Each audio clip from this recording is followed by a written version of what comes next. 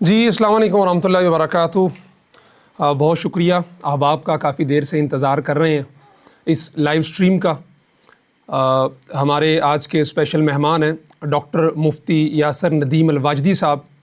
بہت شکریہ ڈاکٹر صاحب وقت دینے کے لیے، باوجود یہ کہ آپ کا اور ہمارا ٹائم کا بہت زیادہ ڈیفرنس ہے، اور جب ہماری بات ہو رہی تھی تو آپ نے جب مجھے سمجھایا کہ شکاگو میں منگل ہوگا اور یہ ٹائم ہوگا اور پاکستان میں یہ ٹائم ہوگا، تو مجھے اس کی سمجھ نہیں آ رہی تھی۔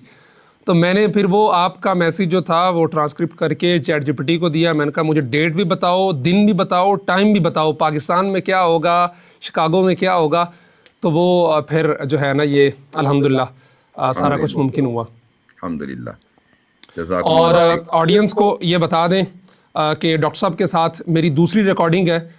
ہماری پہلی جو ریکارڈنگ تھی وہ 2018 کے اندر ہوئی تھی۔ میں اس وقت فیصل آباد جامعہ اسلامیہ امدادیہ میں پڑھ رہا تھا اور میرا مشکات کا سال تھا، اور اس وقت ڈاکٹر صاحب تو ماشاءاللہ اس وقت بھی کافی پاپولر تھے۔ البتہ ہم اس فیلڈ کے اندر نووارد تھے، اور میری زندگی کا وہ دوسرا انٹرویو تھا، اور ڈاکٹر صاحب نے اس وقت بڑی شفقت کا مظاہرہ کرواتے ہوئے ٹائم بھی دیا، اور ہمارے لائیو میں بھی 2-3 دفعہ ایشوز آئے، لیکن ڈاکٹر صاحب نے اچھا خاصا ٹائم دیا اور ہم نے اس پہ سیر حاصل گفتگو کی تھی جو ہمارا ایشو تھا۔ اور آج 8 سال کے بعد ہم دوسری دفعہ یہ لائیو سٹریم کر رہے ہیں، اور ڈاکٹر صاحب انشاءاللہ امید ہے کہ آپ ہماری آڈینس کے لیے کوئی وقت نکالتے رہیں گے۔ بہت لوگ مشتاق تھے، اور مجھے آئیڈیا تو تھا اس بات کا کہ آپ کے چاہنے والے یہاں پہ بہت بڑی تعداد کے اندر، مقدار کے اندر موجود ہیں، لیکن جس طرح سے ان کے سوالات آئے ہیں اور ان کا پیار آیا ہے، تو یہ ڈیفینیٹلی ایک آپ کی زبان خلق کو نقارہ خدا سمجھو، آپ کی جو چاہت ہے، محبت ہے، اور آپ جو کام کر رہے ہیں اس پہ جو لوگوں کی نظر ہے، اور اس حوالے سے آپ کے ساتھ جو محبت ہے جو کہ خالصتاً دین کے لیے اور دینی کام کے حوالے سے ہے، تو اس پہ آپ مبارکباد کے مستحق ہیں۔ میں آڈینس کے لیے جو نئے لوگ ہیں ان کو ایک دفعہ تعارف کروا دوں۔ ہمارے آج کے مہمان ہیں ڈاکٹر مفتی یاسر ندیم الواجدی صاحب۔ ڈاکٹر صاحب دارالعلوم دیوبند کے فاضل ہیں، ان کے والد صاحب وہاں پہ استاد بھی رہے، جن کا ابھی اکتوبر میں غالباً انتقال ہوا۔ اللہ تبارک و تعالیٰ ان کے درجات بلند فرمائے۔ ڈاکٹر صاحب نے دارالعلوم دیوبند سے سند فراغت حاصل کرنے کے علاوہ ملائیشیا کی اسلامک یونیورسٹی سے بھی تعلیم حاصل کی ہے، اور امریکہ کے اندر اس وقت ڈاکٹر صاحب دارالعلوم آن لائن کے نام سے ایک ادارہ چلا رہے ہیں بہترین انداز کے اندر۔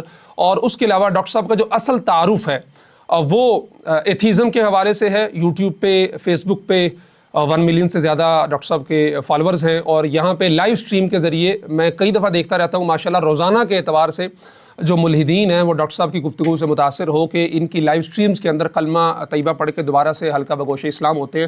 ڈاکٹر صاحب بہت شکریہ۔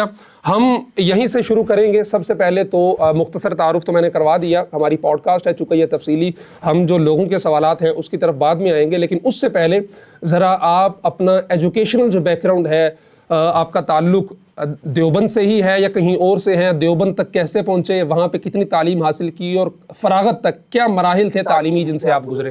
بسم اللہ الرحمن الرحیم، الحمدللہ رب العالمین، والصلاة والسلام علی سید الانبیاء والمرسلین وعلی آلہ وصحبہ اجمعین، اما بعد۔ ہمارا جو آبائی تعلق ہے وہ دیوبند کی سرزمین سے ہے۔ کم سے کم 5 نسلوں سے ہماری ددیحال وہاں آباد ہے، اور پتہ نہیں کتنے سو سالوں سے ننیحال ہے وہیں پر آباد۔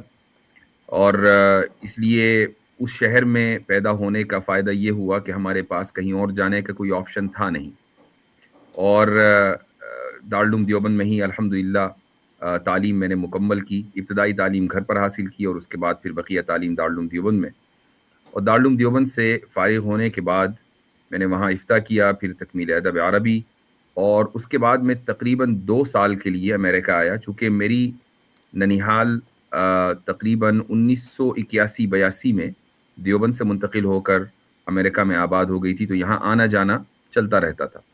تو یہاں میں 2 سال کے لیے آیا، اور میں نے اس عرصے میں مختلف کالجوں میں، یونیورسٹی سے ایم اے عربی میں کیا، اور پھر یہاں سے میں ملیشیا گیا، اور وہاں میں نے اسلامک اسٹڈیز میں، خصوصاً تخریج حدیث میں پی ایچ ڈی کی۔ الحمدللہ 2012 میں کانوکیشن میں ڈگری ایوارڈ ہوئی۔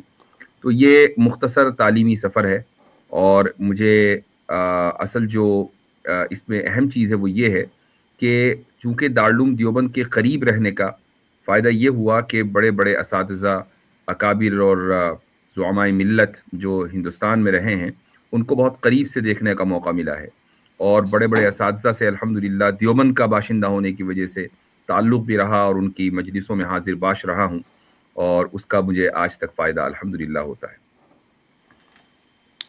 ماشاء اللہ ڈاکٹر صاحب، یہ بتائیے گا کہ دارالعلوم دیوبند سے جو امریکہ کی طرف سفر تھا اس کا خیال کب آیا، کیسے آیا؟ ملائیشیا میں بھی آپ پڑھے، تو یہ جو ایک سفر تھا اس حوالے سے کیسا ہی گویا کہ پہلے سے طے چیز تھی، اور اس کی وجہ یہ ہے، میں نے جیسے ابھی کہا کہ میری ننیحال امریکہ میں آ کر آباد ہو گئی تھی، اور خصوصاً میرے نانا، اور انہوں نے یہاں پر ایک مدرسہ بھی قائم کیا۔ یہ وہی مدرسہ ہے کہ جس کو مفتی طارق مسعود صاحب نے اپنی پوڈ کاسٹ میں دکھایا تھا، یہاں ولاگ میں۔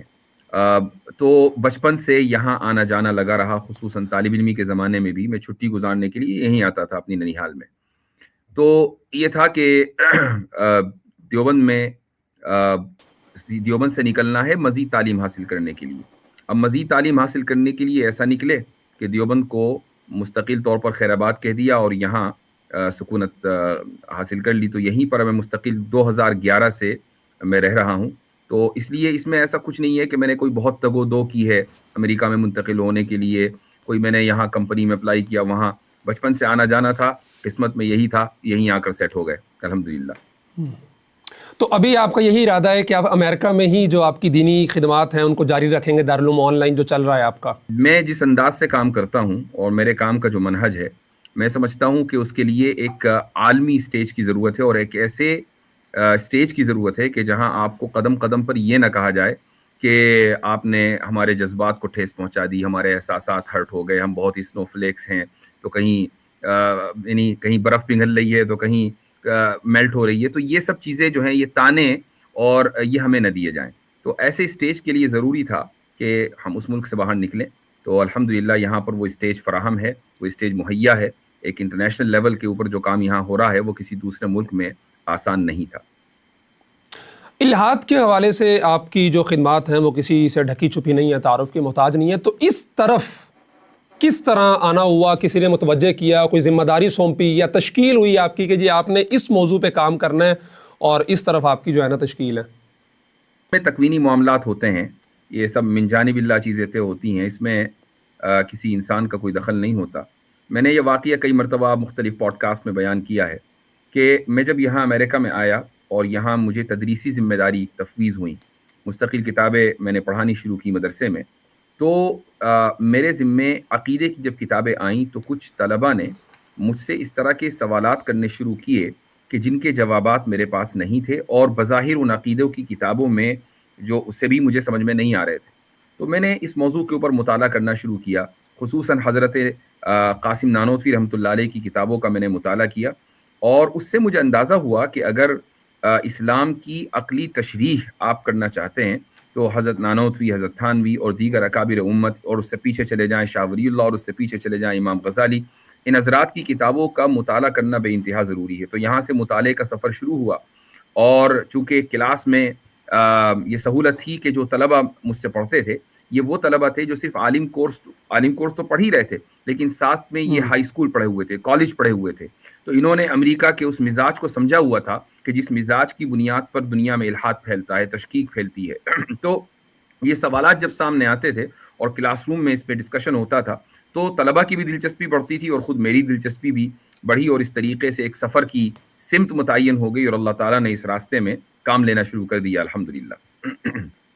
اچھا، آپ نے زمانہ تعلیمی کا تذکرہ کیا، آپ کی ابھی بھی شمائل ندوی صاحب کے بعد بھی وہ ایک کلپ آپ کا وائرل ہوا شرح عقائد کے حوالے سے، تو اس کے اندر بڑی آپ کو ایک دلچسپی ہے اور اس کا تذکرہ بھی آپ کرتے رہتے ہیں، جبکہ آج کل مدارس کے اندر اس حوالے سے، اس شرح عقائد کی کتاب کے حوالے سے اس طرح توجہ نہیں دی جاتی ہے۔ تو آپ کیا سمجھتے ہیں کہ شرح عقائد کو کس طریقے سے پڑھنا چاہیے، یا پھر جو نئے لوگ ہیں وہ شرح عقائد کو سمجھنے کے لیے ایسی کون سی کتابیں ہیں جن سے استفادہ کر کے جس طرح آپ گفتگو کرتے ہیں الہاد کے حوالے سے وہ ان چیزوں کو سمجھ سکتے ہیں آسانی کے ساتھ؟ اصل میں سب سے پہلی بات تو یہ مت رہی ہے خصوصاً علماء کے درمیان بھی اور وہ حضرات کے جو رد الحاد کے میدان میں کام کرتے ہیں کہ یہ کوئی ایک ایسا میدان ہے کہ جس کے لیے آپ کو بہت ہائی فائی انگلش جاننے کی ضرورت ہے۔ آپ دنیا بھر کے کی جو ارسطو کے زمانے سے لے کر فلسفہ، ماڈرن فلسفی اور نیتشے وغیرہ، ان سب کو جب تک آپ پڑھ نہیں لیں گے تب تک کہ آپ اس میدان میں کام نہیں کر سکتے. میں نے الحمدللہ اس مت کو توڑنے کی پوری کوشش اس معنی گر کی ہے کہ میری جو بنیاد ہے وہ وہی علم کلام ہے کہ جو ہمارے مدارس میں صدیوں سے پڑھایا جا رہا ہے. بس یہ کہ آپ ایک میرے ذہن میں ایک اصطلاح آئی، اس کو بولتے ہیں گیسٹالٹ سوئچ.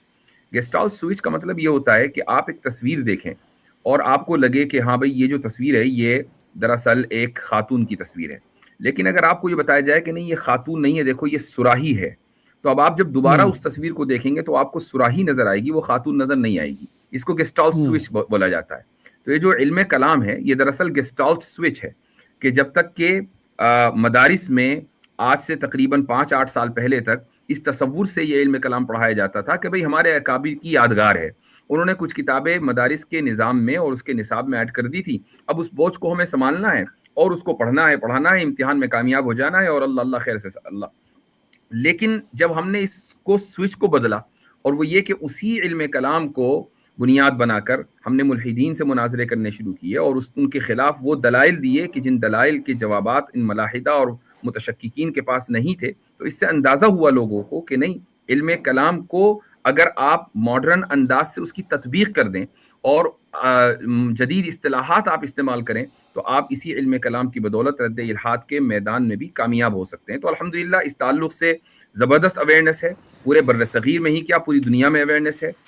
مختلف علاقوں میں، ساؤتھ افریقہ میں، انگلینڈ میں، امریکہ میں، جہاں جہاں مدارس دینی قائم ہیں، میرے پاس اساتذہ کے، طلبہ کے میسیجز آتے ہیں اور وہ یہ پوچھتے ہیں کہ بھئی یہی سوال جو آپ نے کیا کہ آخر شرع عقائد کو ہم کیسے پڑھیں. میں بنیادی طور پر طلبہ سے یہ کہتا ہوں کہ آپ بس امتحان کی نیت سے نہ پڑھیں، آپ اس فن کو اس حیثیت سے پڑھیں کہ آپ کو یہ فن حاصل کرنا ہے. جس دن آپ امتحان کی نیت ہٹا دیں گے تو انشاءاللہ یہ کتاب آپ کو خود ہی محسوس ہوگا کہ یہ کتاب اور اس طرح کی دوسری کتابیں آپ کے کام آئیں گی، رد الحاد کے میدان میں کام آئیں گی انشاءاللہ. اچھا، اس میں ایک اور چیز بھی سوالات میں دیکھ رہا تھا کہ قدیم علم کلام اور جدید علم کلام میں کیا فرق ہے، وہ ان کو کس طرح ہم تمیز کر سکتے ہیں؟ کوئی فرق نہیں ہے. اور کیا حضرت تھانوی رحمۃ اللہ علیہ نے کتاب لکھی ہے الانتباہات الجدیدہ مفیدہ. الانتباہات المفیدہ کے مقدمے میں انہوں نے اس مسئلے کو اٹھایا ہے کہ علم کلام کی تجدید کا کیا مطلب ہے. یعنی اگر ہم یہ کہتے ہیں کہ بھئی علم کلام کے اندر تجدید ہونی چاہیے، جدید علم کلام آنا چاہیے، تو اس کا کیا مطلب ہے؟ اس کا مطلب یہ نہیں ہے کہ آپ نئے اصول وضع کر دیں اور پرانے اصولوں کو چھوڑ دیں. جدید علم کلام کا مطلب ہرگز یہ نہیں ہے کہ نئے اصول وضع کیے جائیں اور پرانے اصولوں کو ختم کر دیا جائے. جدید علم کلام کا صرف یہ مطلب ہے کہ اصول تو وہی ہوں لیکن مثالیں آپ بدل دیں. جیسے ہی آپ مثال بدلیں گے وہ جدید علم کلام ہے. مثلاً پہلے زمانے کی جو علم کلام کی کتابیں ہیں اس میں ایوولوشن کا آپ کو کہیں ذکر نہیں ملے گا، ڈارونین ایوولوشن کا. لیکن کیا علم کلام کے اصول اور ضوابط کو استعمال کر کے آپ ڈارونین ایوولوشن کا رد کر سکتے ہیں؟ بالکل رد کر سکتے ہیں. تو ان اصول کو آپ استعمال کریں لیکن مثال کے طور پر آپ ڈارونین ایوولوشن دے دیں، یہی جدید علم کلام ہے. تو جدید علم کلام کسی ایسی چڑیا کا نام نہیں ہے کہ جو اب عنقا ہو چکی ہو اور وہ موجود نہ ہو دنیا میں. بہت آسان ہے مثالوں کو بدلنا، لیکن انہی اصولوں پر باقی رہتے ہوئے، یہی جدید علم کلام کی تعریف ہے. صحیح ہے. اچھا، الہاد کے حوالے سے ہم اگر بات کریں تو ایتھیزم بنیادی طور پہ کن ازمپشنز پہ کھڑا ہوا ہے، اور کیا سائنس بذات خود خدا کے وجود کی انکاری ہے جس کو سب سے بڑا ایک دلیل بنا کے پیش کیا جاتا ہے؟ بنیادی ازمپشن کیا ہے اور سائنس کیا بذات خود انکاری ہے خدا کے وجود کی؟ سائنس کا یہ ڈومین ہی نہیں ہے کہ وہ خدا کے وجود کے تعلق سے یا عدم وجود کے تعلق سے گفتگو کرے. اس کی وجہ یہ کہ سائنس عالم مشاہدہ کے اوپر فوکس کرتی ہے، یعنی وہ دنیا کے جو نظر آنے والی ہے، جو آبزرویبل یونیورس ہے، اس کے بارے میں سائنس گفتگو کرتی ہے کہ اس میں کیا کیسے پروسیس کام کرتا ہے. اس کے بھی پروسیس کے بارے میں گفتگو کرتی ہے. وہ اس بارے میں گفتگو نہیں کرتی کہ اس کی تخلیق کیوں ہوئی ہے، اس بارے میں گفتگو کرتی ہے کہ اس کی تخلیق کے کیا کیا مراحل ہیں. یہ سائنس کا ڈومین ہے. اب جو لوگ سائنس کو خدا کے یا الہیات اور تھیولوجی کے معاملات میں استعمال کرتے ہیں، وہ تھیولوجی سے بھی کورے ہوتے ہیں اور سائنس سے بھی کورے ہوتے ہیں. وہ مفتی شمائل صاحب نے ایک مثال اپنی ڈیبیٹ میں دی تھی جو بڑی مشہور ہوئی کہ آپ میٹل ڈیٹیکٹر سے پلاسٹک کو ڈیٹیکٹ کرنا چاہتے ہیں. تو یہ بالکل ایسا ہی ہے کہ سائنس کو استعمال کر کے آپ یہ جاننا چاہتے ہیں کہ خدا موجود ہے یا نہیں، جبکہ یہ سائنس کے ڈومین میں آتا نہیں ہے. اصل جو بنیاد ہے، اور یہ میں کئی مرتبہ میں نے کہا ہے، جو میرے ریگولر ویورز ہیں وہ اس کو اچھی طریقے سے جانتے ہیں، لیکن آپ کے ویورز کے لیے میں ایک چیز کہتا چلوں، اور جب میں یہ بات کہتا ہوں تو ملحدین کو بہت ناگوار گزرتا ہے، لیکن who cares بھائی، ملحدین کو ناگوار گزرے تو اس سے کیا فرق پڑتا ہے؟ اصل بات یہ ہے کہ جو حقیقت ہے اس کا اظہار ہونا چاہیے۔ 70 to 80% الحاد کی بنیاد نہ سائنس ہے، نہ لبرلزم ہے، نہ کچھ اور، بلکہ اس کی بنیاد ہے مینٹل ٹراما۔ مینٹل ٹراما کا مطلب یہ ہوا کہ یہ جو ملحدین ہیں یا متشککین ہیں، ان کی زندگی میں جوانی میں یا بچپن میں کبھی نہ کبھی کوئی ایسا واقعہ ضرور ہوا ہے کہ جس کی وجہ سے یہ خدا کے تعلق سے یعنی شکایت کا انہوں نے انداز اختیار کیا اور یہ سوچا کہ بھئی وائی می، کہ خدا نے میرے ساتھ ایسا کیوں کیا، میری زندگی میں ایسا کیوں ہوا، بالکل بچپن میں میرے ساتھ ایسا حادثہ کیوں ہوا۔ اور وہ جو مینٹل ٹراما ہے، ایک سائیکولوجیکل فیکٹ ہے کہ یہ مینٹل ٹراما آگے چل کر جب انسان خدا سے سوال کرنے لگتا ہے، اور بظاہر وہ پیغمبر اور رسول تو ہے نہیں کہ خدا اس کو جواب دے گا وحی کی صورت میں، تو اس کو ایسا لگتا ہے کہ بھئی خدا موجود نہیں ہے، یہاں سے اس کے الحاد کا سفر شروع ہوتا ہے۔ آپ سروے کر لیں، یہاں تک کہ میں نے ایک پوڈ کاسٹ میں مفتی شمائل کے ساتھ جب ہماری ڈیبیٹ کے بعد فوراً پوڈ کاسٹ ہوئی تھی تو اس میں اس بات کو ذکر کیا تھا کہ ڈیبیٹ سے ایک دن پہلے جاوید اختر صاحب سے ہماری ملاقات ہوئی اور بہت خوشگوار ماحول میں ملاقات ہوئی۔ تو جاوید صاحب نے ایک بات کہی مجھ سے، انہوں نے کہا کہ اگر آپ لوگ یہ ثابت کر دیں، مجھے یہ بتا دیں کہ 8 سال کی عمر سے میرے اوپر جو مصائب اور میرے اوپر جو ظلم ہوئے ہیں، ایسا خدا نے کیوں ہونے دیا اور اس کو کیسے خدا کمپنسیٹ کرے گا، اگر آپ یہ بتا دیں تو میں الحاد چھوڑ دوں گا، میں مان جاؤں گا کہ خدا ہے۔ تو میرے ذہن میں یہ تھا کہ شاید یہ کل اس موضوع کے اوپر اپنے تعلق سے بات کریں گے، اور مفتی شمائل صاحب بھی اس تعلق سے تیار تھے، ہمارے ذہن میں جو بات تھی، لیکن جاوید صاحب نے اس موضوع پر بات نہیں کی، انہوں نے غزہ کے بچوں کی بات کی، اپنی بات نہیں کی۔ حقیقت یہ ہے کہ اگر ہم جاوید صاحبی کی زندگی کو دیکھیں تو میں نہیں سمجھتا کہ اس سے بہتر کمپنسیشن خدا نے کسی اور ملحد کے ساتھ کیا ہوگا۔ یعنی جس طرح کی زندگی وہ گزار رہے ہیں، ایک سیلیبریٹی لائف ہے، پیسوں کی کوئی کمی نہیں ہے، ہٹو بچوں کی صدائیں ہیں، پروٹوکول ہے، ہر چیز ہے، پروٹوکول ہے، یعنی ایک دنیا جانتی ہے ان کو۔ تو ٹھیک ہے بچپن میں ان کے ساتھ کچھ حوادث آئے ہیں، لیکن اللہ تعالیٰ نے ان کو کمپنسیٹ کر دیا، اس کے باوجود وہ ٹراما ان کے ذہن سے نہیں نکلتا، جس کی وجہ سے وہ خدا کے تعلق سے ہمیشہ حرف شکایت اپنی زبان پر لائے بیٹھے رہتے ہیں۔ یعنی آپ سمجھتے ہیں کہ ایک شخص کے لیے خدا کے وجود سے انکاری ہونے کی جو بنیادی چیز ہے وہ یہی ہے کہ اس کے ذہن کے مطابق اس کے ساتھ خدا نے کوئی ناانصافی کی ہے، اس لیے وہ خدا کے وجود کا انکاری ہو گیا، یہ بنیادی وجہ ہے؟ 70 to 80% یہی وجہ ہے۔ اس پر باقاعدہ سرویز ہو چکے ہیں، یعنی یہ ایسا نہیں ہے کہ یہ میں اپنے تجربے کی بات کر رہا ہوں، اپنا تجربہ ہے لیکن میں اپنے تجربے کو حجت نہیں بنا رہا ہوں، اس پر باقاعدہ سرویز ہو چکے ہیں، اور یہ سروے ہم نے نہیں کیے، خود ویسٹرن کنٹریز میں یونیورسٹیوں میں سروے ہوئے ہیں۔ تو پھر آج کل کے ہی دور میں اس کا رجحان کیوں بڑھ رہا ہے؟ دیکھیں یہ جو احساس محرومی ہے یہ تو چلا آ رہا ہے ایک لمبے عرصے سے، شروع سے ہی جب سے انسانیت احساس محرومی ہے، تو پھر پچھلے 10 12 15 سال میں اور خصوصاً یونیورسٹیز میں، ایون مدارس کے طلباء میں بھی یہ الحاد کا جو رجحان ہے ابھی بڑھنے کی وجہ کیا ہے، جس تیزی سے ابھی بڑھ رہا ہے پہلے نہیں تھا؟ دو چیزوں کے درمیان فرق کرنا ضروری ہے، ایک ہے اس کا بنیادی کاز جو کہ مینٹل ٹراما ہے، اور ایک ہے اس کی وہیکل، یعنی جس کی وجہ سے وہ بڑھتا ہے۔ پہلے زمانے میں یہ ہوتا تھا کہ اسکولوں کا نظام نہیں تھا، کالجز یونیورسٹیوں کا نظام نہیں تھا، سوشل میڈیا نہیں تھا، لے دے کر ٹی وی، اس میں کبھی ہفتے میں ایک آدھ فلم آ گئی یا نہیں، اور ٹی وی بھی کون دیکھتا تھا، کتنے لوگوں کے پاس ٹی وی تھا، آج سے 70 80 سال پہلے کی میں بات کر رہا ہوں۔ تو اگر کسی کی زندگی میں مینٹل ٹراما ہوتا تھا تو وہ اس مینٹل ٹراما کے ساتھ جیتا تھا، اس مینٹل ٹراما کو الحاد میں ٹرانسلیٹ کرنے کے لیے کوئی ڈیوائس یا کوئی وہیکل اویلیبل نہیں تھا۔ آج نظام تعلیم بھی ہے، اور نظام تعلیم کی بنیاد پر دو چیزیں ہمارے معاشرے کے اندر پائی جاتی ہیں یونیورسٹیوں میں اور کالجز میں، نمبر 1 سائنٹزم اور نمبر 2 لبرلزم۔ ان دو ازمز کی بنیاد پر ہمارا جو نوجوان طبقہ ہے کہ جو کسی نہ کسی طرح مینٹل ٹراما کا شکار ہے، وہ ان دو میں سے کسی ایک ازم کو اختیار کر کے الحاد کی طرف سفر کرتا ہے۔ پلس سوشل میڈیا ہے جو اس کے خیالات کو ترویج دیتا ہے۔ سوشل میڈیا کے اوپر وہ الگ الگ لوگوں سے ملتا ہے، وہ دیکھتا ہے کہ یار مجھ جیسے لوگ تو اور بھی ہیں جو خدا سے شکایت کر رہے ہیں، اور جب وہ یہ سلسلہ شروع ہوتا ہے تو پھر رکتا نہیں ہے۔ پہلے زمانے میں اگر کسی کے ذہن میں خدا کے تعلق سے حرف شکایت آتا بھی ہو تو وہ کچھ دن کے بعد خود ہی بخود ختم ہو جاتا تھا اور بندہ ایمان میں واپس آ جاتا تھا. آج اس چیز کو پروموٹ کرنے کے لیے ایجوکیشن سسٹم موجود ہے پلس سوشل میڈیا موجود ہے. صحیح ہے.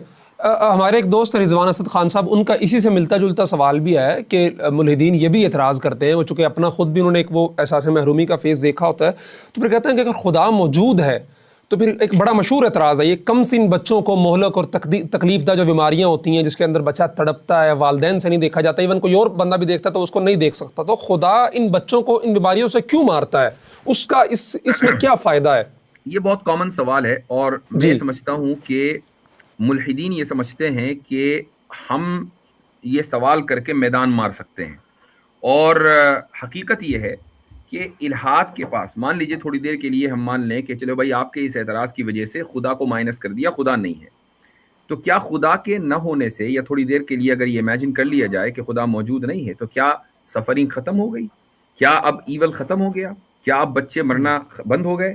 یا بچوں کے اوپر جو بمباریاں ہو رہی ہیں وہ سب رک گئیں؟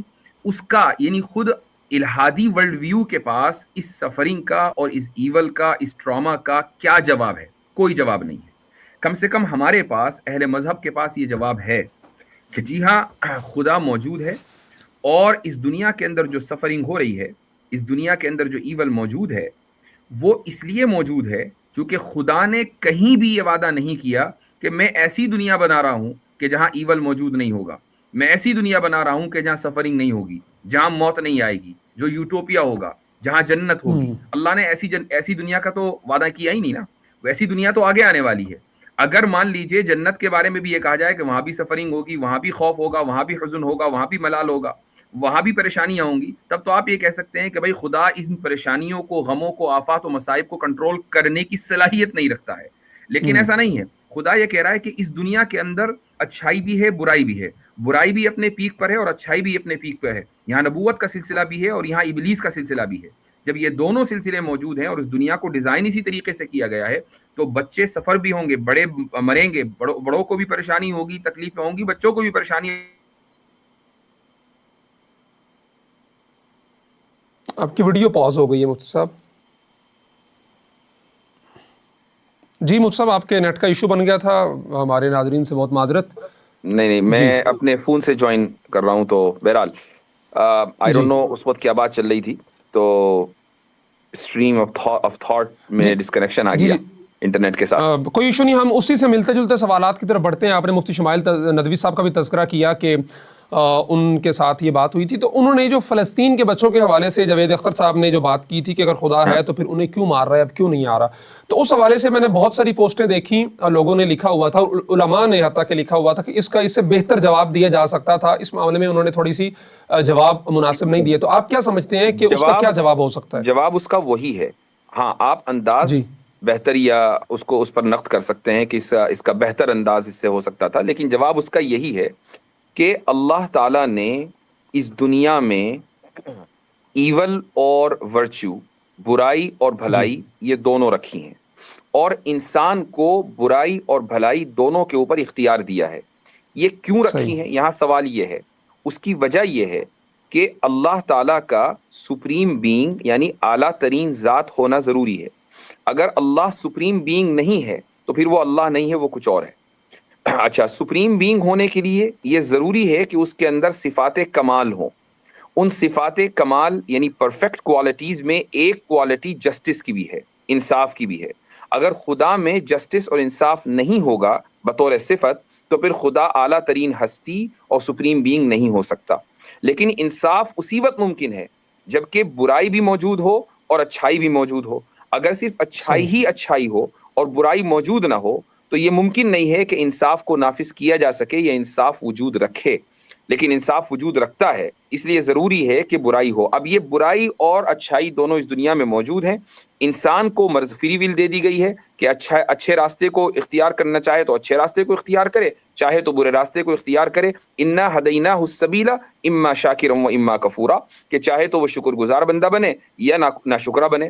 اب یہودیوں نے راستہ تو ان کو بھی اچھا بتایا گیا تھا، لیکن انہوں نے برے راستے پر چلنے کا انتخاب کیا، اور پھر اللہ سبحانہ و تعالیٰ کا جو انصاف ہے وہ ٹائم باؤنڈ نہیں ہے کہ وہ انصاف اسی دنیا میں کرے گا، جس دن یوم جزا اور یوم الدین ہوگا اس دن وہ انصاف کرے گا، لیکن محض کسی جگہ پر بچوں کے مرنے سے یہ لازم نہیں آتا کہ خدا موجود نہیں ہے۔ جی بالکل ٹھیک ہے۔ اچھا، اس میں ایک سوال اور بھی یہ کافی زیادہ آ رہا ہے کہ رد الحاد پہ کام کرنا یقیناً بہت زیادہ ضروری ہے، تو آپ کیا سمجھتے ہیں کہ رد الحاد کے بعد دوسرا بڑا فتنہ ایسا کون سا ہے کہ جس کی طرف علماء کی توجہ اس طرح سے نہیں ہے جس طرح ہونی چاہیے؟ جیسے الحاد میں بہت دیر سے علماء آئے اور ابھی بھی اس طرح نہیں ہے جس طرح علماء کو اس میدان میں کام کرنا چاہیے، تو اس کے ساتھ مزید اس کے بعد کون سی ایسی چیز ہے جو معاشرے کو بہت زیادہ متاثر کر رہی ہے، جس کا بہت بڑے نقصانات کا اندیشہ ہے اور اس پہ کام کی ضرورت ہے؟ رد الحاد سے بھی ایک بڑی چیز ہے، اور اس کو ہم کہتے ہیں جدیدیت، یعنی ماڈرنٹی، صحیح ہے۔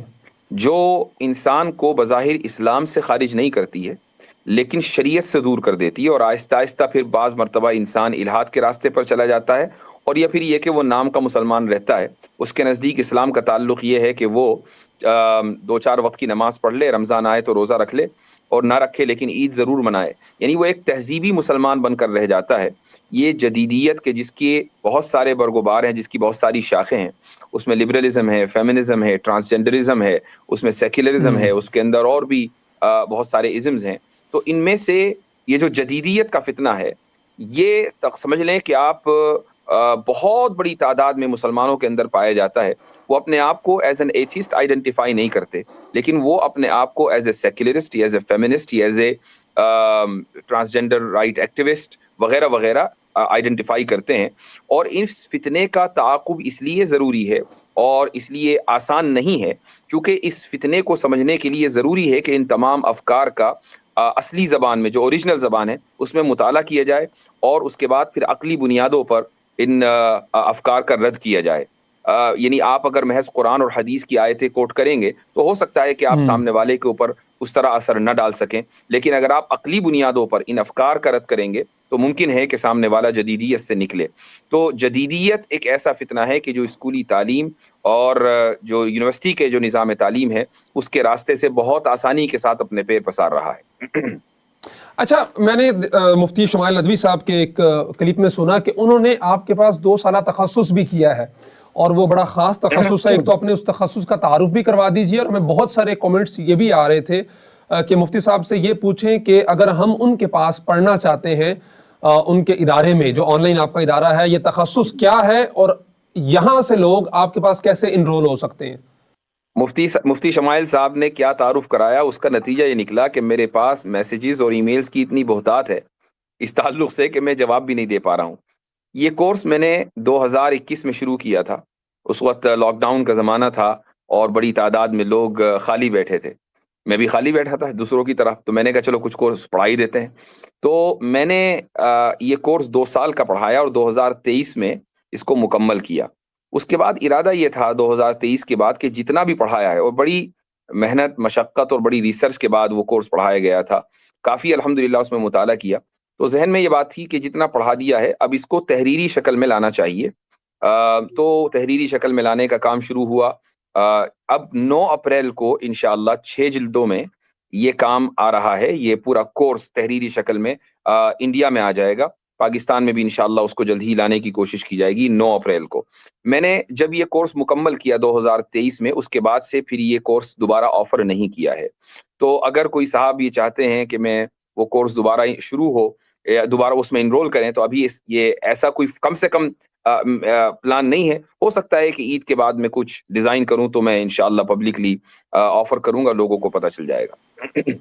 چلے، یہ بہت سارے سوالات ہمارے کومنٹس میں دیکھ رہا تھا، وہ یہی آ رہے تھے کہ آپ کی کوئی تصنیف ہو اس حوالے سے جس سے ہم فائدہ اٹھا سکیں ان تمام چیزوں کے معاملات میں۔ آپ نے بتا دیا کہ آپ کی 6 جلدوں پہ اسی کورس کا، اچھا اس کورس کا ذرا تعارف بھی کروا دیجئے کہ اس میں کیا کیا ہے، اس کی آؤٹ لائن ہلکی سی۔ اس کورس میں سب سے پہلے ہم نے مغربی تہذیب کا تعارف اور اس کی تفہیم، کہ مغربی تہذیب کیا ہے، پوری ہسٹری اس کی بیان کی ہے، اس کے جو اساتین ہیں، اراکین ہیں، کن کن لوگوں نے اس تہذیب کو کی ترویج کی ہے، ان کا تعارف کرایا ہے۔ اسی طریقے سے ایک پورا باب اس کتاب میں اپسٹیمولوجی کے اوپر ہے کہ ہم جو کچھ جانتے ہیں وہ کیسے جانتے ہیں اور کیوں کر جانتے ہیں، اور اپسٹیمولوجی میں کس کا نقطہ نظر درست ہے اور کس کا غلط ہے۔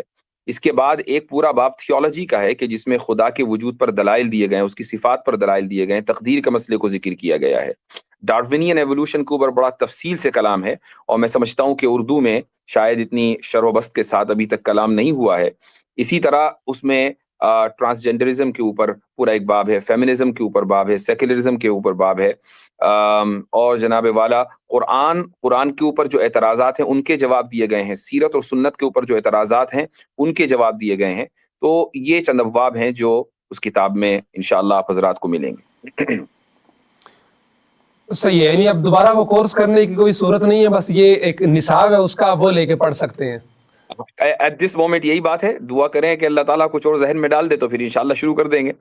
ویسے ڈیمانڈ بہت ہے اور بہت لوگ اس کا مطالبہ کر رہے ہیں، تو دیکھیے رمضان کے بعد اگر کچھ ویکلی شروع کرنے کا ارادہ ہوا تو ضرور اعلان کروں گا۔ جی، پاکستان میں خصوصاً اس کورس کا تعارف ابھی ہوا ہے، تو پاکستان والوں کا بھی حق بنتا ہے، باقی لوگوں کا بھی، کہ یہ کورس کوئی ایک آدھا بیچ دوبارہ سے شروع کیا جائے۔ بالکل انشاءاللہ۔ ویسے ماشاءاللہ پاکستان سے ایک بڑی تعداد نے اس کورس سے استفادہ کیا تھا، اور اچھا، ماشاءاللہ۔ میں یہ کہہ سکتا ہوں کہ وہاں تقریباً 15-20 افراد ایسے ہیں کہ جو مفتی شمائل صاحب ہی کے لیول کے ہیں۔ اب بس یہ ہے کہ ان کو موقع نہیں ملا ہے کسی جاوید اختر سے نمٹنے کا، لیکن ان کو موقع ملے گا تو انشاءاللہ وہ بھی بہت آگے جائیں گے۔ تو یہ بتائیں کہ پاکستان میں ہم جاوید اختر ڈھونڈیں کیسے، اور ڈھونڈ لیں تو یہ پرامن ڈیبیٹ والا ماحول کیسے قائم ہو سکتا ہے جو وہاں ہم نے دیکھا ہے، پڑھی لکھی یہ بہت ڈیبیٹ؟ اہم بات ہے۔ اس میں کریڈٹ جاتا ہے دیکھیں دونوں پارٹیز کو، بلکہ زیادہ کریڈٹ جاتا ہے جاوید اختر صاحب کو، اور وہ اس طریقے سے کہ جاوید اختر صاحب نے جب اس ڈیبیٹ کا چیلنج قبول کیا تو انہوں نے بار بار یہ کہا کہ دیکھو یہ ڈیبیٹ ہم کسی مذہب کی بنیاد پر نہیں کریں گے، چونکہ یہاں معاملہ ذرا سینسیٹیو ہے، سنگین ہے۔ آپ مذہب کو بیچ میں لے کر آئیں گے تو کچھ لوگ ناراض ہو سکتے ہیں، ان کے جذبات متاثر ہو سکتے ہیں، تو لفظ اللہ کا استعمال نہ کریں۔ پوری ڈیبیٹ میں گاڈ کا لفظ استعمال ہوا ہے یا کریٹر کا لفظ استعمال ہوا ہے، کہ جاوید صاحب کی طرف سے یہ سجیشن تھا کہ آپ جملہ مذاہب کی ترجمانی کریں، آپ صرف اسلام کی ترجمانی نہ کریں، آپ کرسچینٹی کی، جوڈزم کی، ہندوازم کی، یعنی وہ تمام مذاہب کے جو خدا کے وجود کے قائل ہیں آپ ان کی ترجمانی کر کے خدا کو ثابت کریں، اور میں اس کے مقابلے میں جو نقطہ نظر ہے وہ پیش کروں گا۔ تو جاوید صاحب نے بھی پھر چینلوں سے رابطہ کیا، یہ جو مشہور اتنی ڈیبیٹ ہوئی ہے میڈیا کے اوپر، تو مفتی شمائل صاحب نے کسی چینل سے رابطہ نہیں کیا تھا، یہ جاوید اختر صاحب کے لائے ہوئے تھے سارے میڈیا والے۔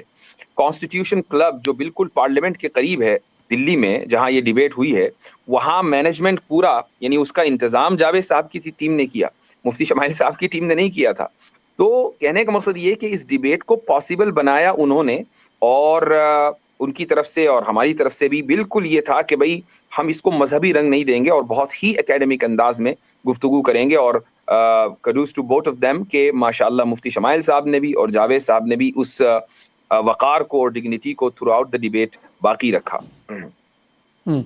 پاکستان میں آپ کو لگتا ہے کہ اس طرح کی ڈیبیٹ اس طرح پرامن ماحول میں، جہاں پہ آخر میں اس کے بعد مصافحہ بھی ہو اور ایک دوسرے کے ساتھ ادب و احترام کے ساتھ بات چیت کر کے رخصت ہوا جائے، ممکن ہے یہاں کے ماحول کو دیکھتے ہوئے؟ خصوصاً ہم نے ابھی ماضی قریب میں دیکھا جس طرح انجینئر محمد علی مرزا صاحب نے بہت سارے دعوت نامے بھی بھیجے، اور جواب میں جب مفتی طارق مسعود صاحب اور دیگر لوگ گئے تو ان کی طرف سے جو ہے نا پھر خاص رسپانس آیا نہیں، اور بعد میں یوٹیوب پہ بہت عجیب و غریب قسم کی باتیں کی گئیں۔ اصل میں اس طرح کی ڈیبیٹ کو پاسبل کرنے کے لیے انجینئر جیسا جگرا نہیں بلکہ جاوید اختر جیسا جگرا چاہیے۔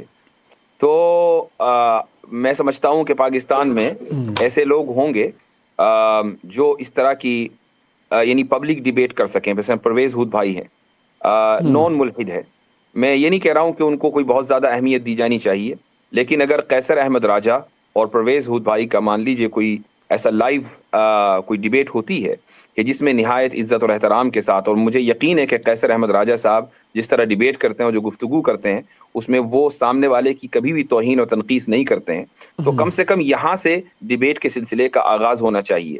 عالم اسلام میں یہ ہماری تاریخ کا حصہ ہے کہ ہمارے یہاں شروع سے لے کر اس طرح کی ڈیبیٹس ہوئی ہیں۔ معتزلہ ہیں کہ جنہوں نے خدا کی صفات کا انکار کیا، معتزلہ تو ڈیبیٹ کر کر کے مشہور ہوئے ہیں یہاں تک کہ وہ خلافت کے سرکلز کے بہت قریب آ گئے تھے اور خلیفہ نے ان کے منہج کو سرکاری منہج قرار دے دیا تھا. اشاعرہ اور اسی طریقے سے ان کے مقابلے میں باطنیہ، امام غزالی رحمۃ اللہ علیہ کے مناظرے ہوئے باطنیہ سے. باطنیہ کون ہیں؟ یہ آج کے دور کے ملاحدہ ہیں. تو الحاد کے خلاف ڈیبیٹس عالم اسلام میں ہوتی رہی ہیں، ان کو انکریج کیا گیا ہے، اکیڈمک ڈیبیٹس ہوئی ہیں. تو میرے خیال سے اس طرح کے کلچر کو ریوائیو کرنا ضروری ہے.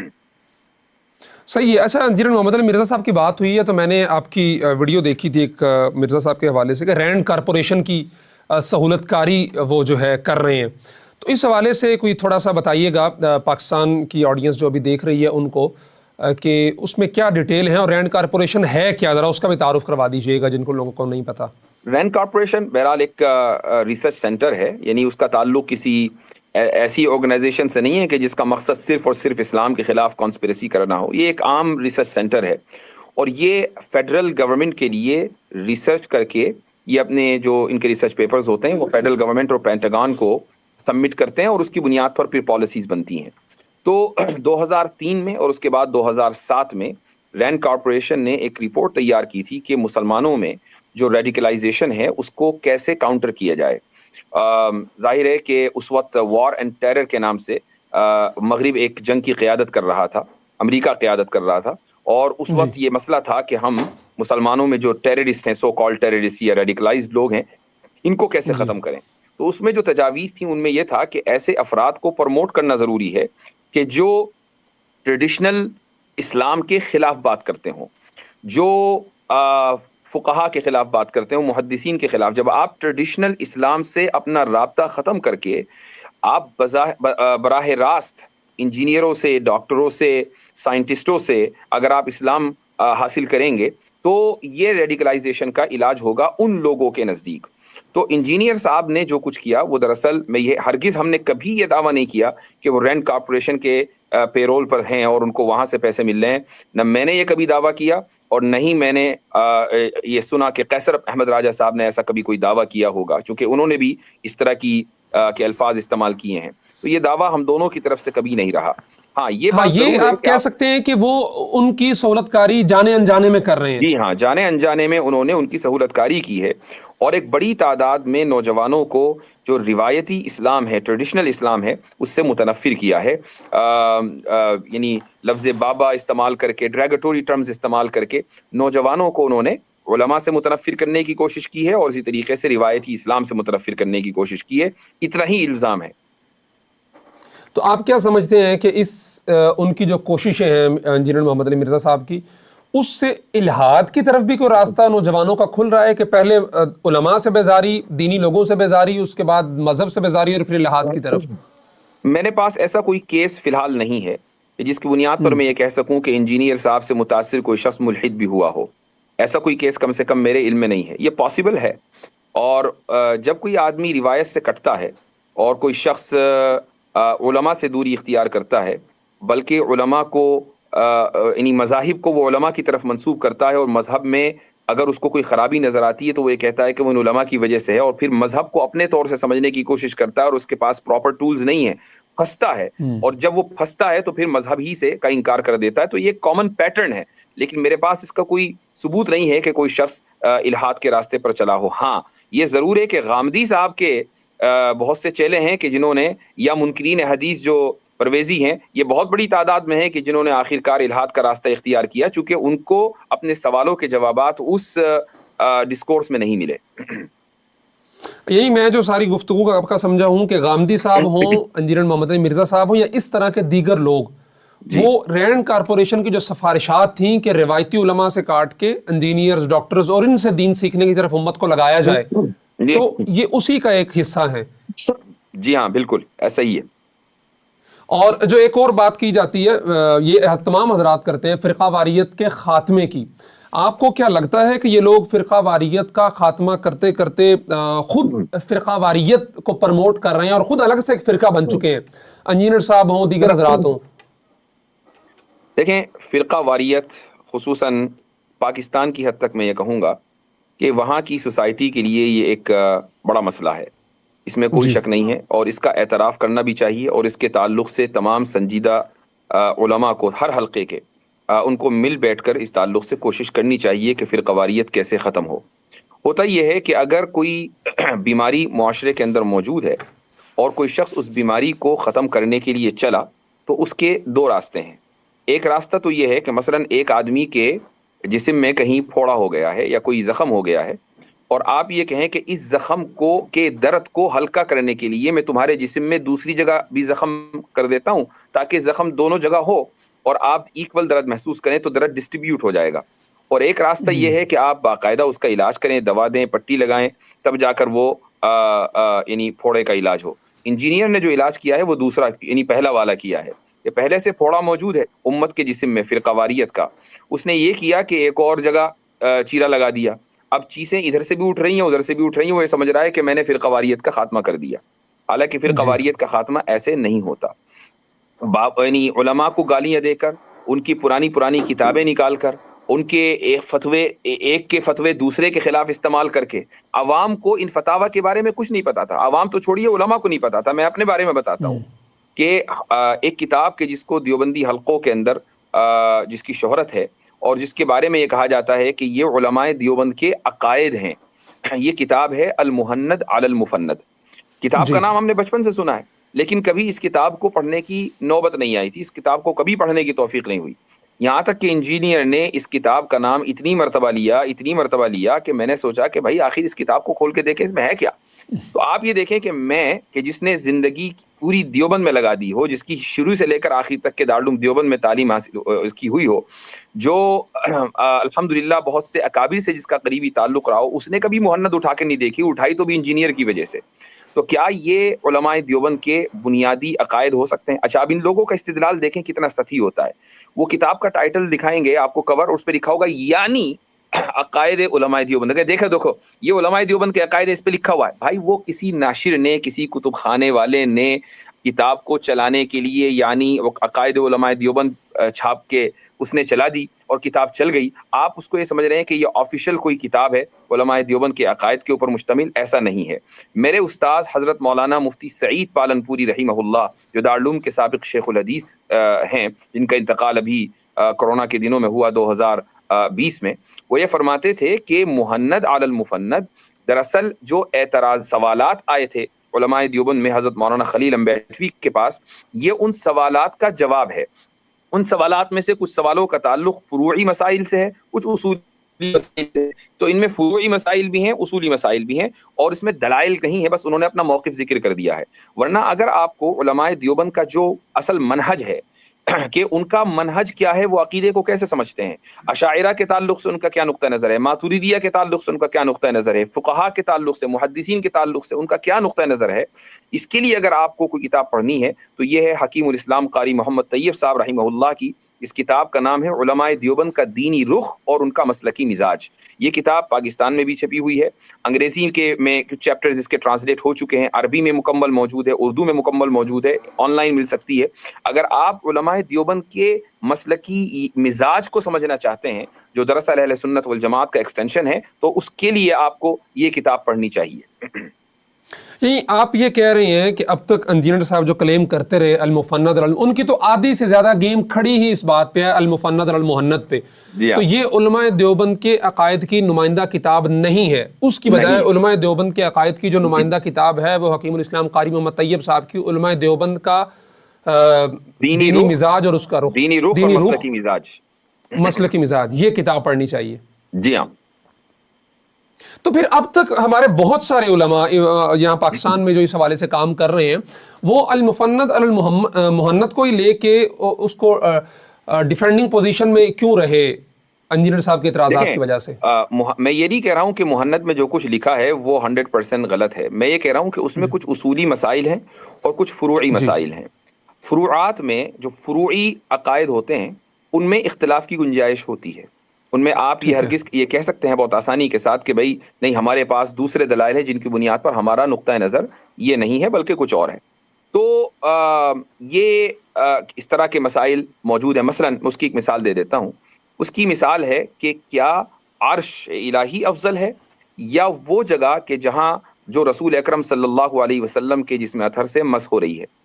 تو اس میں قاضی عیاض المالکی, اسی طریقے سے جلال الدین السیوطی, ان حضرات نے یہ مسائل دراصل سب سے پہلے اٹھائے ہیں، اور علماء دیوبند نے ان کے اس ذوق کو، یہ ایک ذوقی مسئلہ ہے، یہ کوئی بنیادی عقیدے کا مسئلہ نہیں ہے کہ جس کی بنیاد پر اگر آپ اختلاف کریں گے تو اہل سنت والجماعت سے خارج ہو جائیں گے.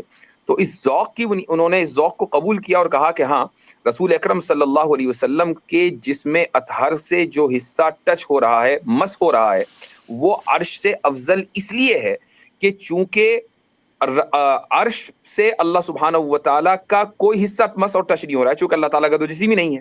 اب رہی یہ بات کہ عرش کس کا؟ عرش اللہ کا. تو پھر رسول کس کے؟ رسول بھی اللہ کے. اگر آپ رسول اور عرش میں کمپیئر کریں تو کون افضل؟ رسول افضل ہے، عرش تو افضل نہیں ہے. اللہ تعالیٰ کی مخلوق میں سب سے افضل مخلوق رسول اللہ صلی اللہ علیہ وسلم ہے. اس بنیاد پر، اس ذوق کو قبول کر کے بعض علماء دیوبند نے یہ منہج اختیار کیا کہ ہاں یہ بات بالکل صحیح ہے قاضی ایاز مالکی یا جلال الدین السیوطی کی. تو اس سے اگر کوئی اختلاف کرنا چاہے کسی دلیل کی بنیاد پر، بالکل کرے، کوئی مسئلہ نہیں ہے. اس بنیاد پر آپ اہل سنت والجماعت سے نہ اس کو داخل کر سکتے ہیں نہ اس کو خارج کر سکتے ہیں. یہ تو آپ نے انجینئر صاحب کی آدھی عمارت زمین بوس کر دی. انہوں نے اس پہ تو بڑے بڑے لیکچرز دیے ہیں. اس ایک عقیدے پہ جو آپ نے ابھی بیان کیا ہے کہ اس پہ قولیں انہوں نے کی ہیں بڑے بڑے علماء کو، تقی عثمانی صاحب کو، اور پتہ نہیں کس کس کو، اور وہ اس کی ریکارڈنگ بھی ڈالی ہے ان کے شاگردوں نے کہ جی آپ اس پہ دلیل دے دیں قرآن سے اور حدیث سے، اگر افضل ہے تو کیا دلیل ہے، اگر نہیں افضل تو کیا دلیل ہے. یہ تو آپ نے تو وہ عمارت زمین بوس کر دی پوری کہ یہ تو ذوقی مسئلہ ہے، یہ تو بنیادی مسئلہ ہے ہی نہیں. اس کا مقدر ہی ہے زمین بوس ہونا. خیر، ہم چلتے ہیں اگلے سوال کی طرف. یہ ایک سوال پوچھا انہوں نے کہ اس وقت آپ کا چونکہ تعلق ایک روایتی دینی درسگاہ سے ہے، دارالعلوم دیوبند سے، اور آپ صرف وہاں نہیں پڑھے، آپ نے اسلامک یونیورسٹیز کے اندر، انٹرنیشنل اسلامک یونیورسٹیز کے اندر تعلیم حاصل کی. اب آپ امریکہ کے اندر ہیں، وہاں پہ اسکولنگ سسٹم بھی آپ کا، میں نے شاید کوئی ویڈیو دیکھی تھی یا کیا کیا تھا. تو یہی سوال ہے اس سے ملتا جلتا کہ عصری تعلیمی ادارے ہیں جو اس وقت یونیورسٹیز ہیں خصوصاً پاکستان میں، تو ان میں جو دین کی دعوت کا مؤثر انداز ہے جدید تقاضوں کے مطابق، وہ ایک نوجوان عالم دین کے لیے کیا ہونا چاہیے؟ یہ عالم دین نہیں بھی ہے، وہ اس یونیورسٹی کے اندر زیر تعلیم ہے لیکن اس کا ذوق دینی ہے، وہ حالات کو دیکھ رہے ہیں اپنے آس پاس یونیورسٹی میں، تو وہ کس انداز میں ان عصری تعلیمی اداروں کے اندر دعوت کا کام کر سکتا ہے؟ دیکھیے، سب سے پہلی بات تو یہ ہے کہ پاکستان جیسے ملک میں جہاں مسلمانوں کی اکثریت ہے اور مسلمانوں کا اپنا بنایا ہوا ایک نظام ہے، آپ اس نظام کے اوپر نقد کر سکتے ہیں لیکن پھر بھی اوور آل وہ نظام مسلمانوں کے کنٹرول میں ہے.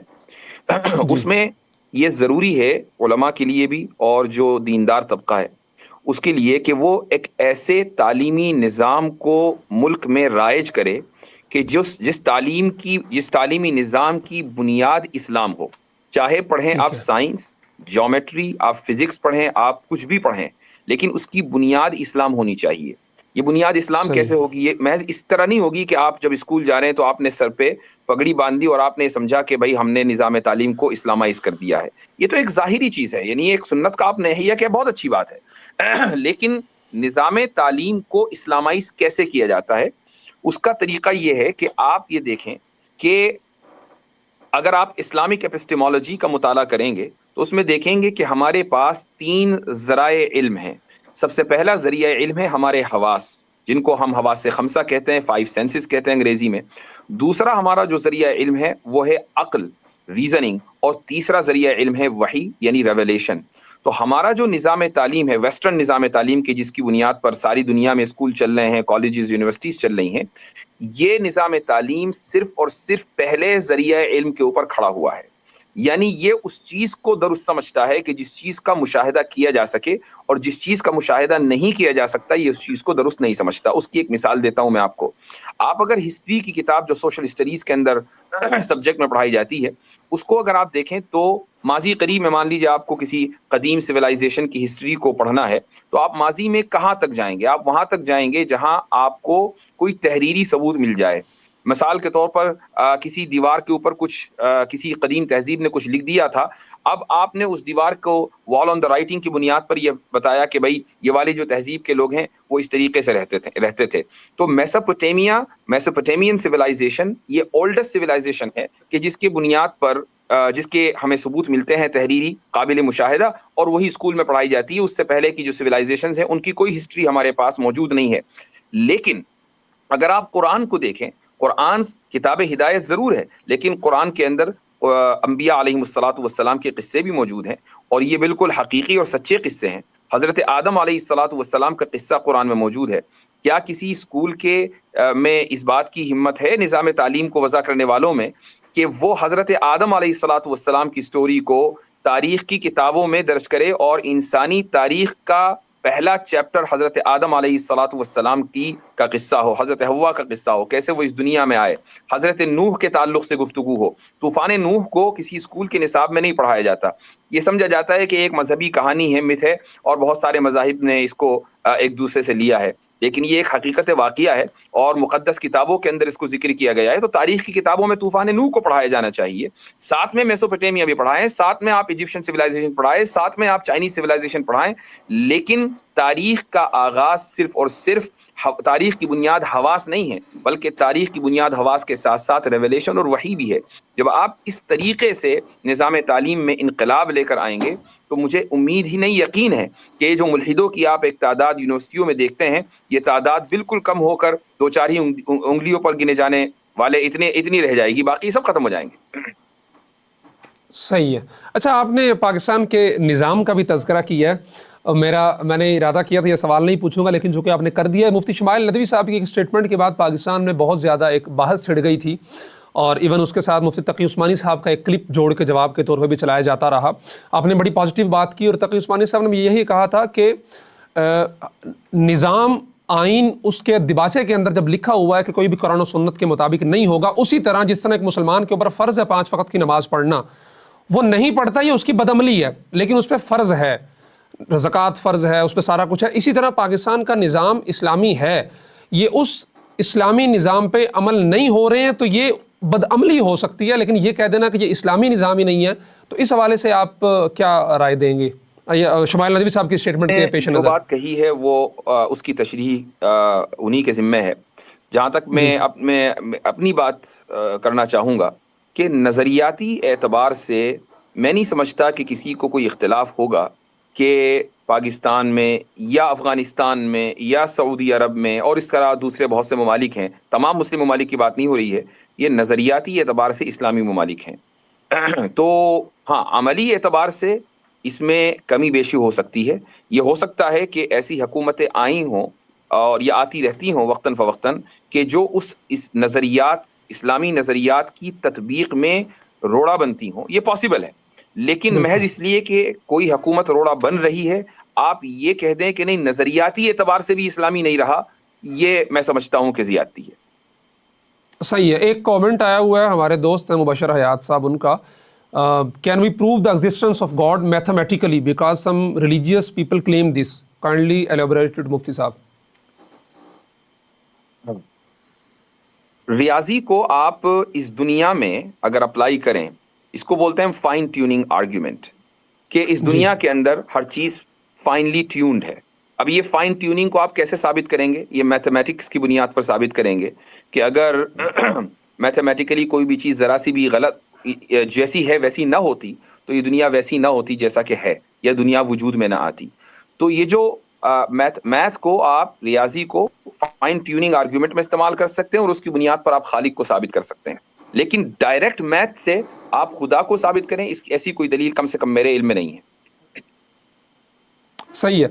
اب یہ ابھی آج کل کے دور میں ہم نے عصری تعلیمی اداروں کی بات کی ہے، تو یہ بھی بڑی شدت کے ساتھ ایک چیز سامنے آتی ہے علماء کے حلقوں میں بھی، اور چونکہ آپ کا اس پہ بڑا تفصیلی کام ہے اور آپ عالمی حالات کو بھی اس پہ بھی نظر رکھے ہوئے ہیں، تو اس حوالے سے ذرا اپنی رائے دے دیجئے کہ جو ہماری ایک نئی نسل ہے جو ابھی اسکول گوئنگ ہے، تو ابھی سے ان کی تربیت کے حوالے سے مفتی طارق مسعود صاحب کے ولاگ میں بھی شاید آپ نے اسکول کا تذکرہ کیا تھا، تو اس کی نصاب کیسے ترتیب دیا جائے کہ ہماری جو ان کی بیس ہے، بنیاد ہے، وہ اتنی کنکریٹ ہو کہ یہ آگے جا کے ایسے فتنے، ایتھیزم اور دیگر الہاد ہے، لبرلزم ہے، سیکولرزم ہے اور ٹرانسجنڈرزم، اس طرح کی جتنی چیزیں ہیں جن کا آپ نے پہلے تذکرہ کیا ہے، کہ ان کی طرف جو ہی ایک کوئی آیا تو یہ فوراً ریڈ فلیگ ہو جائے کہ یار یہ چیز ہمارے دین اسلام میں ٹھیک نہیں ہے اور میں نے جو ہے نا اس کے قریب نہیں جانا۔ تو اس حوالے سے نصاب ترتیب کیسے دیا جا سکتا ہے؟ کیا کیا چیزیں ہیں جو اس میں رکھی جائیں بچوں کے لیے؟ اللہ تعالیٰ کا لاکھ لاکھ شکر ہے کہ یہ کام بھی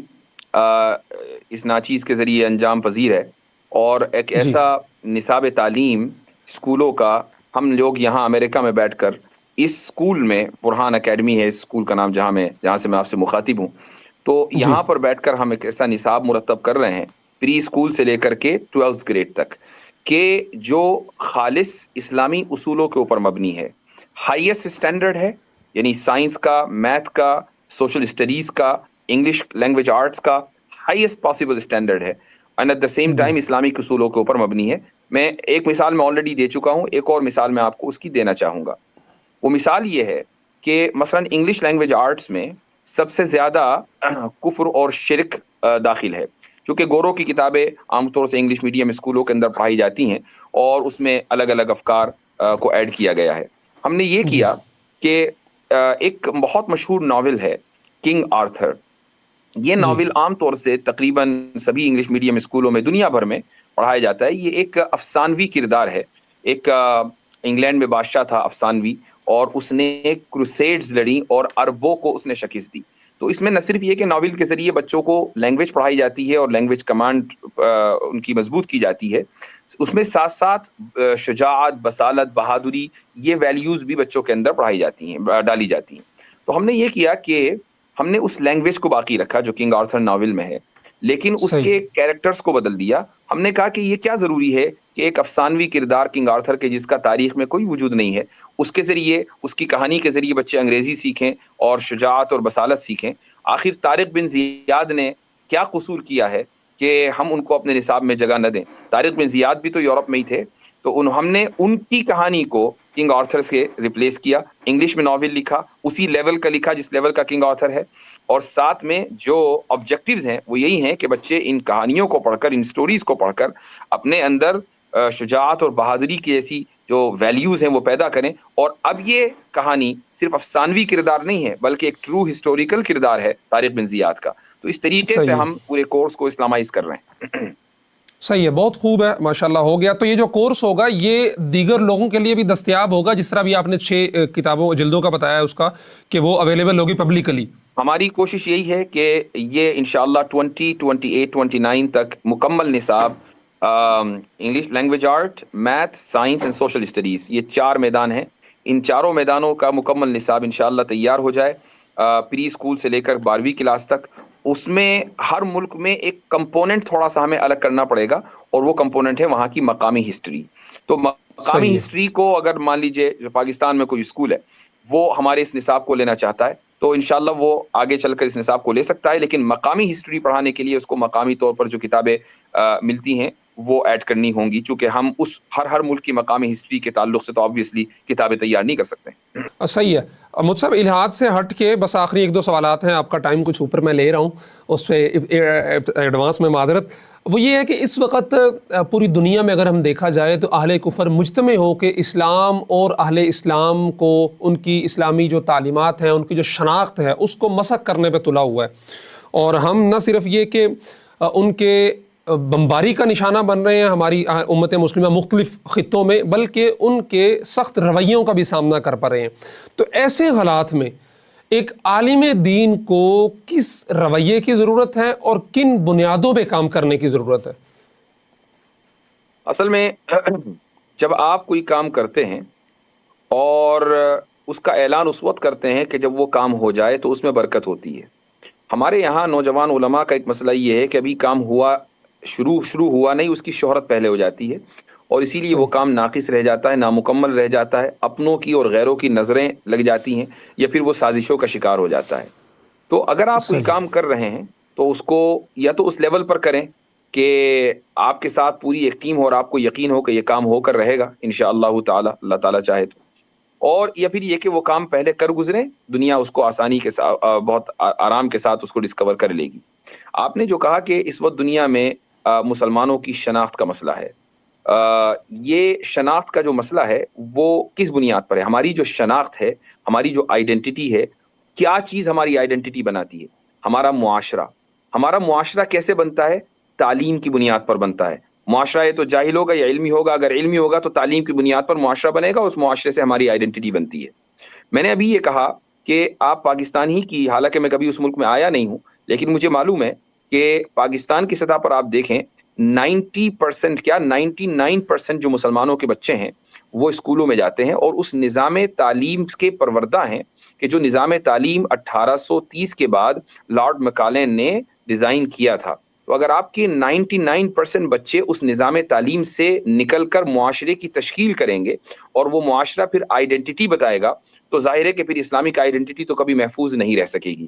یہ جو 1% مدرسوں میں ہے، یہ کیا مقابلہ کر لیں گے، یہ کیسے مقابلہ کر لیں گے، کیسے غلبہ حاصل ہوگا؟ اس کی ایک مثال آپ پڑوس ملک میں دیکھیں، آپ کے پڑوس میں، یعنی افغانستان میں. افغانستان کے اوپر یہ اعتراض کیا جاتا ہے کہ بھئی انہوں نے اسکول کی تعلیم کو بلاک کیا ہوا ہے، نہ تو وہ بچوں کو پڑھاتے نہ بچیوں کو پڑھاتے ہیں. بظاہر یہ بڑا برا لگتا ہے کہ یار یہ کیا بات ہے کہ انہوں نے اسکول بند کر دیے، عورتوں کی تعلیم کے خلاف ہیں. لیکن اگر آپ ان کی دلیل سنیں، یعنی اپنے آپ کو ان کے شو میں رکھیں، تو وہ یہ کہتے ہیں کہ بھئی ہم تعلیم کے خلاف نہیں ہیں، لیکن ہم ایک ایسے نظام تعلیم کو مرتب کر رہے ہیں، ہمیں موقع چاہیے کہ جس کی بنیاد پر افغان اور اسلام ویلیوز کو ہم باقی رکھیں اور ہم ویسٹرن ویلیوز کا شکار نہ ہوں. اس لیے ہم ابھی فی الحال ہم نے تعلیم کو موقوف رکھا ہوا ہے. تو آپ دیکھیں کہ ان کا کلچر بھی پرزروڈ ہے، ان کی آئیڈینٹی بھی پرزروڈ ہے، ساری چیزیں پرزروڈ ہیں، اور وہ اپنی غلطیوں سے سیکھ رہے ہیں. حضرت مولانا ابو الحسن علی ندوی رحمۃ اللہ علیہ نے ایک کتاب لکھی ہے، دریائے کابل سے یرموک تک. یہ کتاب بھی اس کی PDF موجود ہے. انہوں نے اپنے 2 سفر نامے افغانستان کے لکھے ہیں. ایک سفر انہوں نے کیا تھا 1940s میں، اور دوسرا سفر انہوں نے کیا تھا 60s میں. تو 60s والا جو سفر نامہ ہے اس کو اگر آپ پڑھیں گے تو اس میں دیکھیں گے وہ اتنے زیادہ یعنی اتنی شکایت کرتے ہیں افغان کلچر اور معاشرے کے تعلق سے کہ یہاں کابل میں بے حیائی عام ہے، خواتین اسکرٹس پہنتی ہیں، پردہ ختم ہو گیا ہے. اور کہاں 1940 میں جب آیا تھا تو یہاں پر برقع تھا، پردہ تھا. بھئی یہ کیسے تبدیلی آئی؟ یہ تبدیلی اس طریقے سے آئی کہ ایک گوری خاتون آئی تھی اور اس نے تعلیمی ادارے کابل کے اندر جگہ جگہ قائم کر دیے. جب خواتین نے ان تعلیمی اداروں سے تعلیم حاصل کی تو ان کے سوچنے کا انداز بدل گیا، ان کے لائف اسٹائل بدل گیا. جب وہ لائف اسٹائل بدلا تو پورا کابل کی پوری سوسائٹی بدل گئی چند سالوں کے اندر. 40s سے 60s یعنی تقریباً 30-40 سال کا تو فاصلہ ہے. تو ایک ہی شخص نے دونوں ماحول وہاں کے دیکھے ہیں. تو افغانی جو حضرات ہیں یہ چونکہ اس سے یعنی گویا کہ سمجھ لیں کہ ڈسے ہوئے ہیں، اور اس لیے وہ بہت پھونک پھونک کر قدم رکھ رہے ہیں. تو کلچرل پرزرویشن اور آئیڈینٹی کا پرزرویشن اسی وقت ممکن ہے جبکہ نظام تعلیم آپ کے کنٹرول میں ہو، اور وہ آپ کے کنٹرول میں ہے نہیں. صحیح ہے. بچوں کی تربیت کے حوالے سے بات ہو رہی ہے تو آپ کے بیٹے کی بھی ہم نے ایک ویڈیو دیکھی تھی، ماشاءاللہ وہ اسپیچ کر رہا تھا. تو بچوں کی تربیت کے حوالے سے کوئی ہمارے ناظرین کے لیے کوئی گائیڈ لائنز دے دیں کہ کن بنیاد اسکولوں میں، دیکھیں اب اسکول ہے، مدرسہ ہے، وہ تو ہے ہی ہے. ماں کی گود جو پہلی درسگاہ ہوتی ہے اس میں بھی 3 بیٹیاں ہیں میری الحمدللہ. تو ان کو ہم کن خطوط پہ ان کی تربیت کا ایسا نظام کریں کہ وہ آئیڈینٹی کرائسس کا شکار نہ ہوں، باوجود یہ کہ ہمیں مجبوراً ان کو اسکولوں میں ادھر ادھر بھیجنا تو پڑے گا، لیکن گھر میں ایسی تربیت ان کو ملے کہ وہ چیز ان کو متاثر نہ کر سکے. دیکھیں یوں تو خیر کسی کے پاس جادو کی چھڑی نہیں ہوتی ہے، لیکن اصل بات یہ ہے کہ والدین کا اپنے بچوں کے ساتھ رشتہ کتنا مضبوط اور کتنا فرینک ہے. ہمارے یہاں جو خصوصاً ہم سے پہلے کی نسل ہے، وہ ان کا اولاد کے ساتھ جو رویہ رہا ہے وہ اس میں ادب کی دیوار ہمیشہ حائل رہی ہے. یعنی بچے اپنے والدین کے ساتھ اتنے زیادہ فرینک نہیں ہو پائے. ہم اپنے بڑوں کے ساتھ اور ہمارے بڑے اپنے بڑوں کے ساتھ، یعنی اس پر ایک واقعہ یاد آیا کہ جو بہت ہی زیادہ ٹریڈیشنل کلچر رہے ہیں وہاں آج سے تقریباً 30-40 سال 50 سال پہلے تک رواج یہ تھا کہ اولاد اپنے والدین کو ابا یا ابو نہیں کہتی تھی، بلکہ کچھ اور بھائی جی اور پتہ نہیں کس طرح کے الفاظ معاشرے میں رائج تھے. ادباً یہ سارا ادب کس کا ہو رہا ہے؟ یہ دادا جی کا ادب ہو رہا ہے. تو یہ تو ماحول تھا. تو ظاہر ہے کہ بچوں میں اور والدین میں وہ فرینکنس نہیں ہے. اب یہ ہماری نسل آئی ہے، ہماری ماشاءاللہ اولاد ہے، آپ کی بچیاں ہیں. ہم لوگ جو اپنی اولاد کے ساتھ ایک فطری طور پر اٹھتے بیٹھتے ہیں، ہمارے یہاں فرینکنس زیادہ ہے. میرا طریقہ شروع سے یہ رہا، جب میرا بیٹا غالباً 4-5 سال کا ہی رہا ہوگا اس وقت سے، کہ ہم مختلف سینسیٹیو موضوعات پر جو اس کے ذہن سے کے مطابق ہیں مستقل گفتگو کرتے آئے ہیں اس کے سامنے. کھانا کھا رہے ہیں، ڈنر ٹیبل پہ بیٹھے ہوئے ہیں، ہم نے اس کے سامنے کو گفتگو کر لی کہ بھائی تم اسکول گئے ہو، تم سے کسی نے یہ سوال تو نہیں کیا کہ خدا ہے کہ نہیں؟ تو ابھی تک نہ کیا ہو، لیکن اب وہ سوچے گا کہ ہاں خدا ہے، تو میں اس کو کیسے ثابت کروں. اب اس کا ذہن اس تعلق سے چلنے لگا. تو الحمدللہ یہ سوالات مستقل میرے سامنے وہ کرتا رہتا ہے. ابھی تھوڑی دیر پہلے، چند گھنٹے پہلے اس نے انبیاء علیہ الصلوۃ والسلام کے بارے میں وہ بھی پڑھ رہا ہے، تو اس نے سوال کیا کہ فلاں نبی کی جو اسٹوری، فلاں کا ذکر قرآن میں کیوں آیا، آخر ان کی اتنے کارنامے کون سے. یعنی یہ سوالات جب تک آپ بچوں کے ذہن میں یہ ہو کہ وہ کچھ بھی سوال اپنے والدین سے کر سکتے ہیں اور والدین ناراض نہیں ہوں گے، بلکہ وہ لاجیکلی اور علمی انداز سے اپنے اولاد کو مطمئن کریں گے، تو خود بخود تربیت ہوگی اور انسان علمی اعتبار سے قابل بنے گا انشاءاللہ. تو اس کے لیے تو پہلے ضروری یہ ہے کہ والدین خود ان سوالات کے جوابات ان کو آتے ہوں، علمی طور پر مضبوط ہوں، تاکہ ابھی تو آج کل جو بچہ خود سوال کر رہا ہوتا ہے، والدین ان کو ٹالنے کے لیے بس ادھر ادھر کی ہینکی پھینکی لگا کے نکل جاتے ہیں. اسی لیے پورے معاشرے کا تعلیم یافتہ ہونا ضروری ہے. بھائی ماں کو اگر ماں کی گود کو پہلا مدرسہ کہا گیا تو مدرسہ کوالیفائڈ تو ہو، وہ مدرسہ ہی کوالیفائڈ نہیں ہے. ایسا ہی ہے.